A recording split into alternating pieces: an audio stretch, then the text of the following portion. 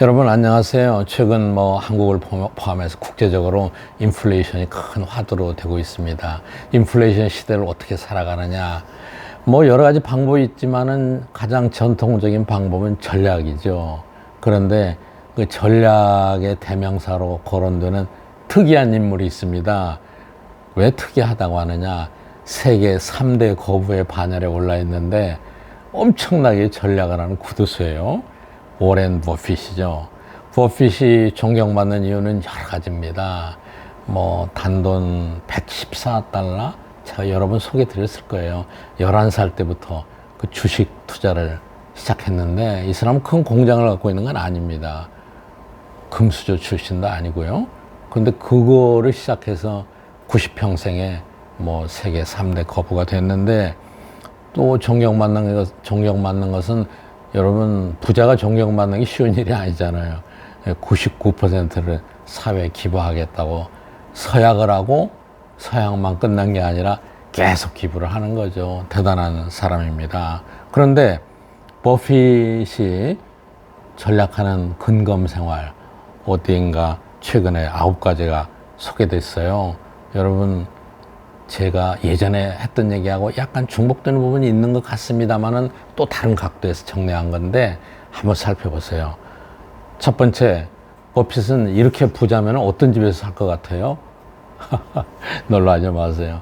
1958년에 산 집에서 그대로 살고 있다. 오마하, 네브라스카에 있는데 그 당시에는 31,500불에 샀대요. 그런데 달러 가치를 최근 걸로 환산하니까 28만 9천 불이래요. 그러니까 한 3억 5천 정도 되는 집인 것 같아요. 그 집에서 지금 60년 이상 거주하고 있어요. 침실이 5개라니까 상당히 큰 집입니다. 그동안에 수리도 많이 하고 여러 가지 증축도 해서 현재 시세로는 100만 달러쯤 된답니다. 한 12억 달러 되는 거죠. 그런데 버핏이 최근에 한 말이 정말 흥미롭습니다. 이사 갈 계획은 물론 전혀 없고 자기 일생 중에 3번째로 잘한 투자가 바로 이 집이다. 한국의 집값도 비싼데 여러분 한번 생각해 보시죠. 두 번째, 나는 평생 동안 대출을 안 받는다. 딱 한 번 대출을 받은 적이 있었는데 캘리포니아에 1971년에 해변에 별장을 구입하려고 15만 불을 대출을 받았다.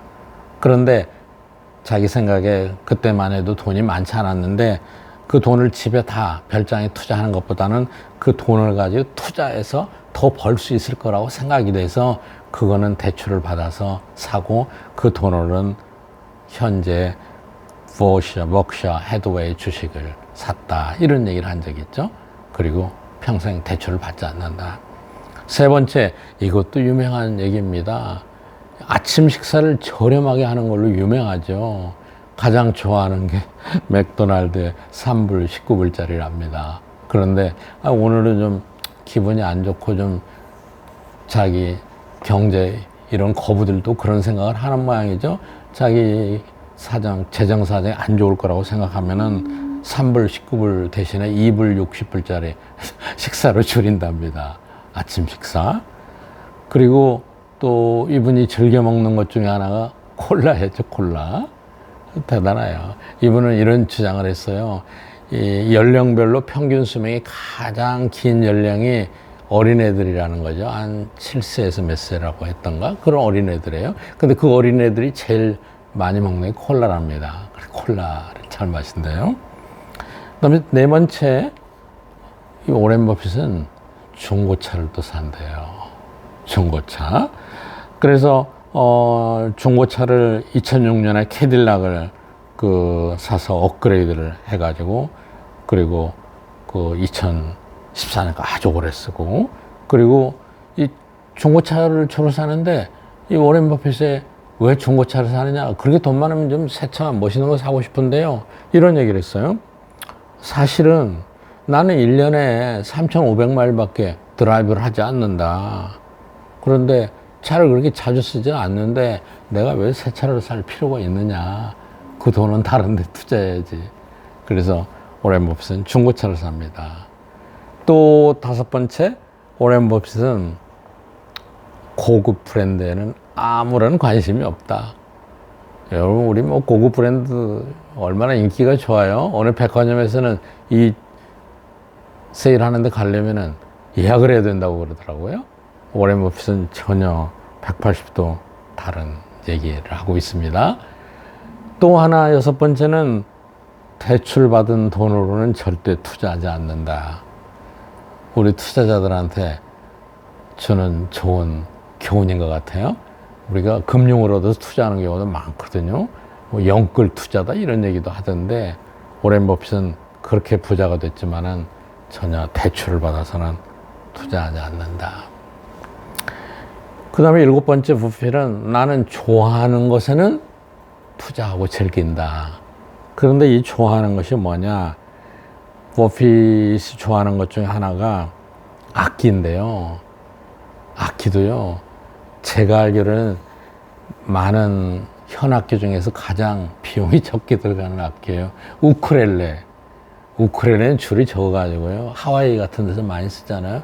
값도 별로 나가잖아요. 우쿨렐레를 그렇게 즐겨 하는데 우쿨렐레를 한답니다. 그래서 아무리 좋은 잡을 가져도 버핏은 좋은 취미를 갖고 즐겁게 즐기라, 그런 얘기를 합니다.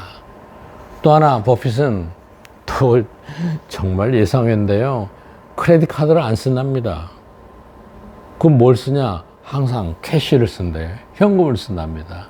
버핏의 설명이 재밌어요. 나는 98%는 캐시를 쓴다. 왜 그러느냐? 신용카드보다 더 적게 쓴다. 현금은 지갑에 당장 없으면은 안 쓴다는 거예요. 크레딧 카드는 그렇지 않잖아요? 어떻습니까? 따라서 한번 해보시겠어요?